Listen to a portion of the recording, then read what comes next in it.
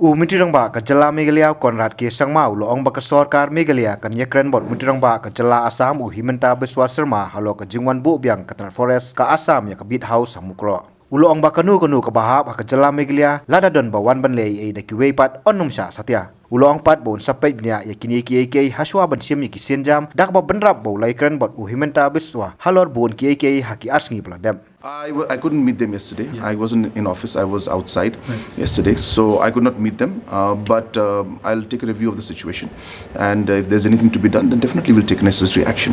And of course, just to share with you that I have had multiple discussions with the Honorable Chief Minister of Assam in the last 2 days, and we are also going to have more discussions in the next coming days also, in discussion with these issues and how to ensure that these kind of future situations don't happen again, and no instigation or no kind of actions that could lead to this kind of situation should not happen. So we are now in constant touch, and we are ensuring that the communication happens at the highest level. So coming to this, just to add up to my friend, most of this incident in the border area, either Block 1 or Block 2 or like Mukroh, is mostly local politics led by this biang autonomous council. Mainly the government of Assam does not know whether this message will pass it to the Chief Minister of Assam so that this can be avoided in future also.